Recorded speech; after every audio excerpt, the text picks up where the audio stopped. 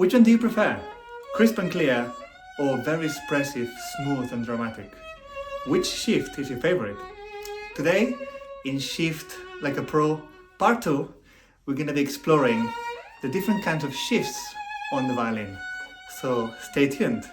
My name is Guillem Cabo, and today in Violin Virtuoso, we're going to be exploring how the 10 essentials of shifting apply to different kinds of shifts. So if you haven't watched part 1 yet, I recommend that you do it right now. The link is either in the description or above. And go through it first, especially if you are a beginner in shifting, because this is a bit more advanced and applies to both people who are starting to shift as well as advanced players. One of the basic shifts that we talked about was moving with the same finger from one position to the other and back, and in a slow motion with a slide. That is going to be the basis of most of the shifts we're going to do, whether it's just on the same finger or changing fingers. So that's going to be the basis for the shift. So if you remember, in part 1 we explored the 10 different essentials for shifting. The first one being nice and soft so that we can actually move. Then we also talked about slow motion as well as very smooth changes, depending on the speed, doesn't matter. It should always be smooth. We talked about ghost. We talked also about how much pressure to apply with the bow.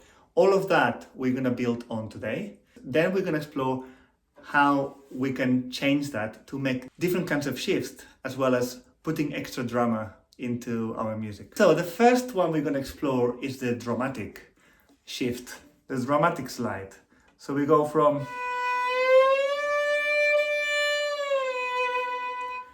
with the whole extent of the drama of the slide. So we want to make sure that we go from one note to the next smoothly.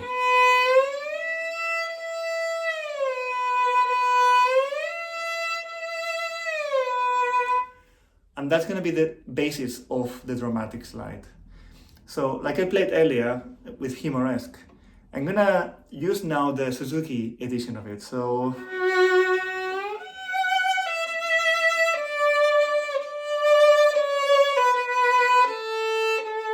at the beginning, we have that romantic, dramatic slide. There's different ways of doing it, and we're going to explore the different ways later, but basically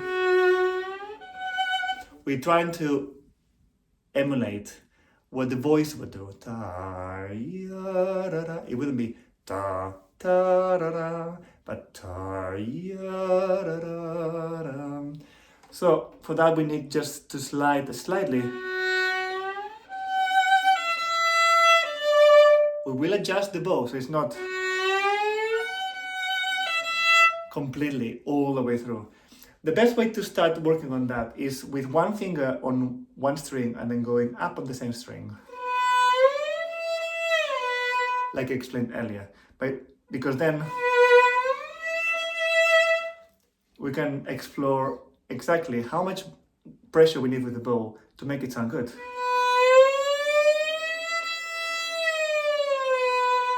Or we're still sliding, we can still hear it, but it's much softer. So explore that, try it a few times with different combinations. It could be third finger. Or then we're going to try the same thing but changing the finger. So we're going to start with the first finger and we're going to reach with a different finger, let's say second finger. And on the way down, we shift with the second finger down to the first. 1, 2, 2, 2, 2, 1. Let's try now 1, 3. 1, 4. 4, 1.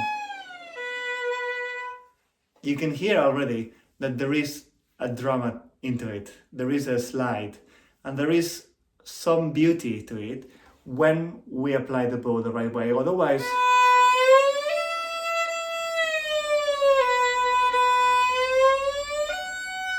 it can be a little bit sickening. So, in the same way that we make soft left hand, we make it soft on the right hand. Now for the ninja shifts, it's the same principle in the left hand. We want to still make it very smooth and slide the hand up and down. We don't want to be jumping to different places. That's not what we're looking for. What we're looking for is to hide it with the hand. Remember the ghosting? So even more.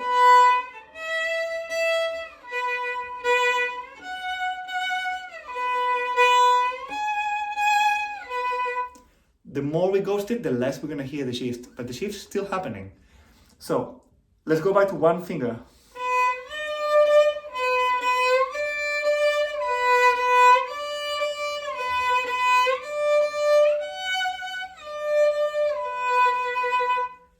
Let's go back to our twinkle we did in the first video. So we're going to do twinkle with one finger, but we're going to try to hide all the shifts with the bow. We're going to ghost all the slides. So it becomes ninja.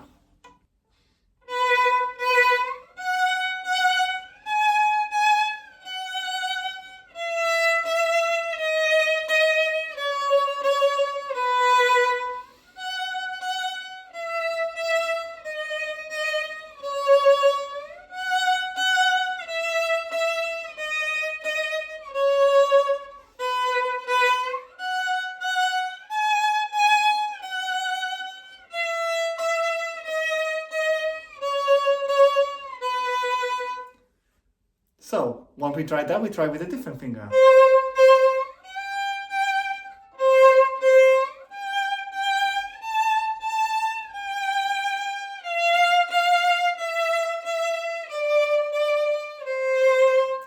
We can do the same with scales. We can do the same with any piece. Just twinkle is a bit easier. Now, let's turn it around and let's go back to those dramatic slides. With the same piece, let's start. I'll do it one more time with the second finger, twinkle, but this time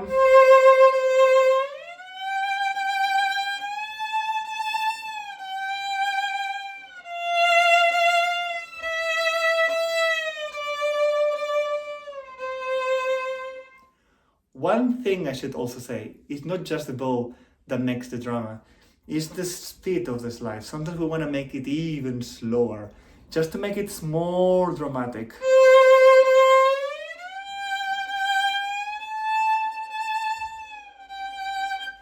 So we get that extra T, getting to the place ota. That may apply in different ways in repertoire that you might use. That takes us to the next level, which is we're gonna hear the slide before we shift, before we arrive to the note, or we're gonna do it after we change. So there's two different options here. One is talking about the actual finger. So we talked about shifting with the previous finger, with the first finger, and then changing finger, or we could do the opposite and change with the other finger.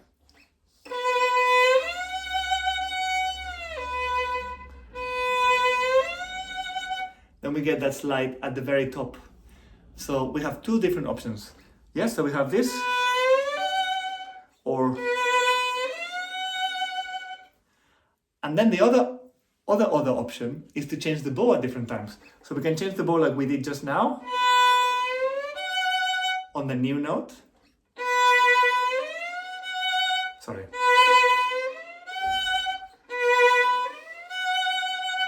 Or we can change the bow before the shift. And then we get that slide on the note.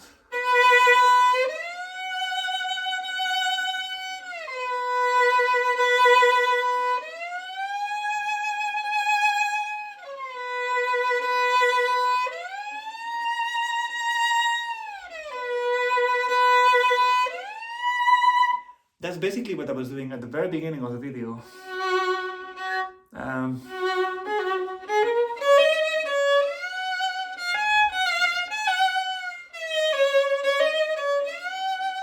So it happens on the note. The shift happens just before the note when we have changed already the bow. So it's either anticipated before the note or delayed, which is after the change. So how can we explore that? We can just try it with different combinations of fingers or different repertoire. For example, the beginning of the main theme of the Tchaikovsky concerto. That's the shift. It could be crystal clear with a ninja shift. That was an option. Another option would be to shift with the first finger and then put the third finger down. Or we can shift and change the finger. So we have the slide at the very top. And of course, any combination in between. I would probably do the last one, but just tastefully, so just a little bit of a shift at the top.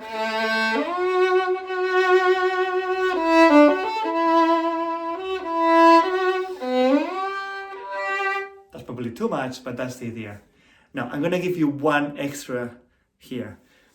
We said either we move with the first finger with the previous finger and change, or move with the new finger into position. We can do both. We can shift with the first finger and the new finger. So, as long as the bow is hiding what's happening in between, the magic happens in between.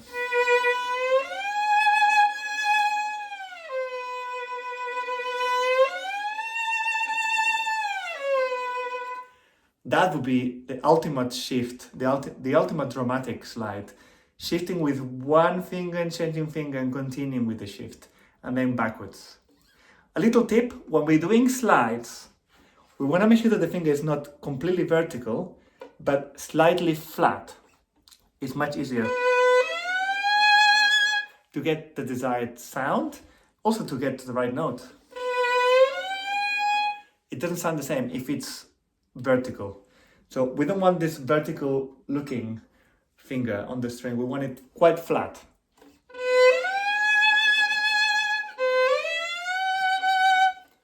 That would be the desired way of doing a slide. Now for number 3, we're talking about vanishing shifts, vanishing slides. So we already talked about this a little bit with a ninja shift, but sometimes we have, for example, a passage that we're working on and we have an unwanted slide happening. Then we need to use our magic. And the best way to use our magic is to use our magic wand, the bow. The bow is our magic wand. That will erase things that we don't want to hear, basically. Let's say, for example, we're going down in a scale and we have that awful slide. Get rid of that. Basically, we use the magic here. We need to create the illusion. Of course, magic is all about illusion. So we need to create the illusion that is happening one note after the other without any gaps. But we need to make a gap happen with the bow. I change the bow, that's one option. If we cannot change the bow, there is an impossibly tiny change of pressure, and at that time is when we shift down. I'm going to slow it down.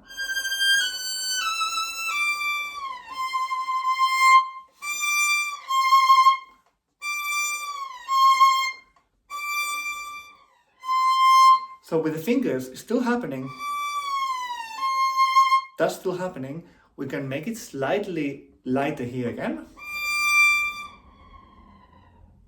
And then, but most important, we can make it very, very thin sounding on the bow.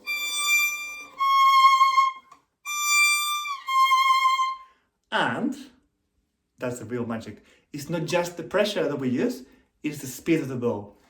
So we're going at a certain speed. And for that millisecond that we want to hide the note, we slow down the bow. And nobody will notice anything. So practice that. So practice just one shift. In this case, we're going down the scales That happens a lot of times, so we're going to go from first finger to a third finger. That is the shift we need to do. Then, that's what needs to happen without stopping the bow completely. Lighten up, slow down the bow while we move the left hand. That's the ultimate coordination. So, another one. I'm using G major because it's one of the main ones.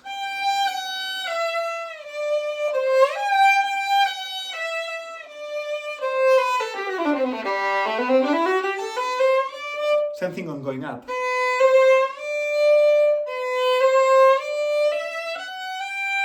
Because we want that clarity, we want to make sure that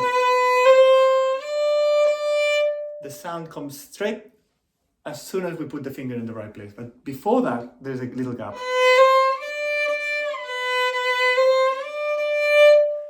If you have any extra questions on that, just write it in the comments. I'll be very happy to make an extra longer video for this. But for now, let's move on.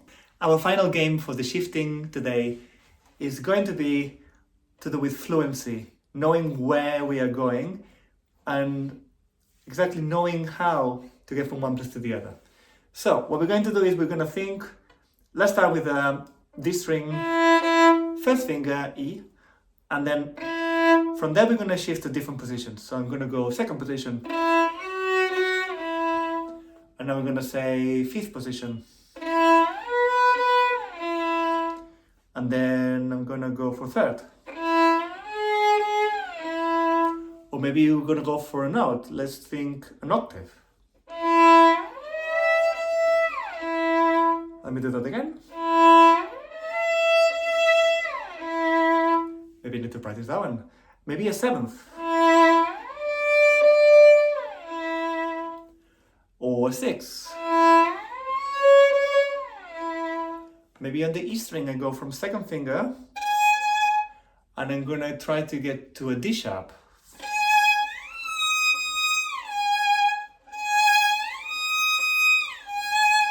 Now we're gonna try to go to an A,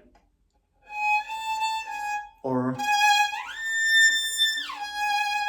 imagining in your head, singing it in your head first, and then getting that interval in your hand. So that's a really good way, because then when you see it's written down, or we're trying to do it by ear, trying to get somewhere, we actually can map where that shift is going to be. So it's a great game to try to get from one place to the other without any problem. Whatever the shift is, you can do it. By magic. Okay, now that we have explored these 4 games, all quite related to magic and fun things that we just did, I would like you to try to play something that in your repertoire and try different kinds of shifts in it. See which one suits better. So I wanted to show you, for example, a piece that most people recognize. And it has a very particular way to do a shift.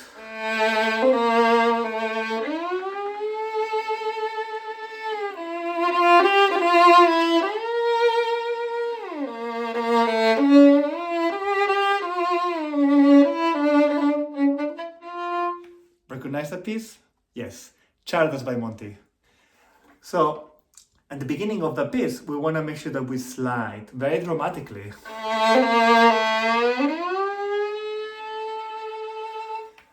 The more dramatic, the better, right?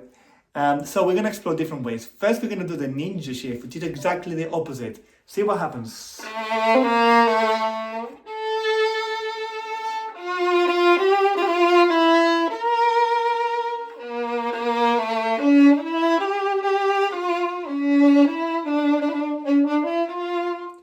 Somehow loses the character. So you can see why we want to slide.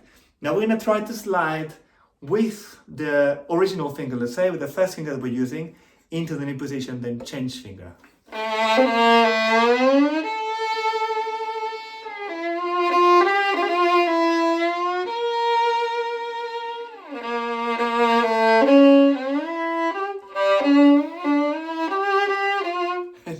there. Can you hear that? Now let's try what I was doing at the very beginning, which was shifting with the new finger.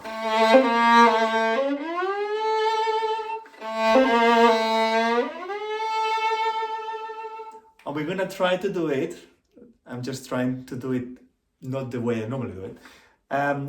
Before we change the bow.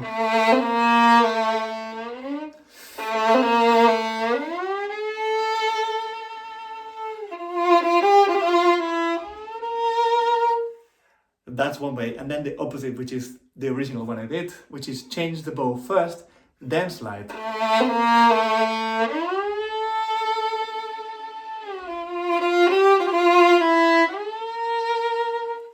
Can you see how that changes and makes the sound of the piece more desirable? One last one that we tried before, which is a combination of shifting with the previous finger and the new finger.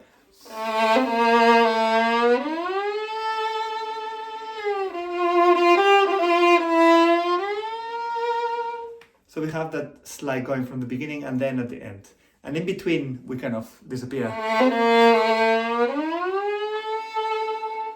So it creates that illusion that this goes all the way from the bottom point to the top.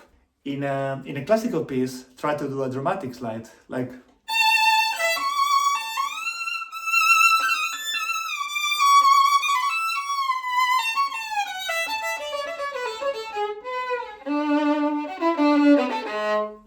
It kind of doesn't work, it's all slidey and sloppy, instead of that crisp that we have with the ninja shift. So you can see why some of these shifts work in some repertoire better than others. And it's very important to know where to use which shift. For your second bonus exercise, I'm going to teach you an exercise that I learned while I was doing research for the shifting.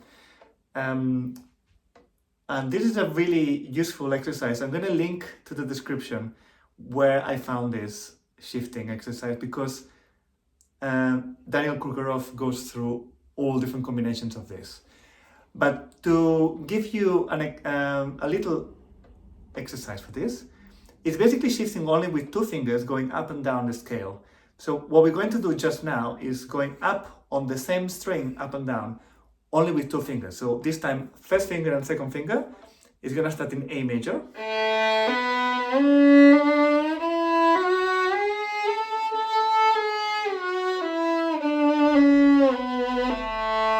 We'll do it one more time.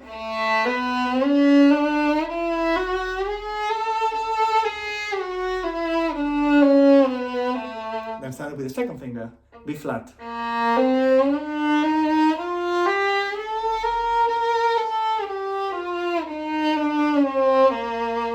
And then the same with the 3 and 4.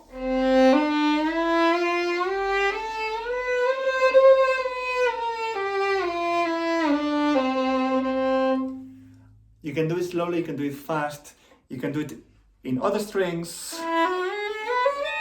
or across the strings.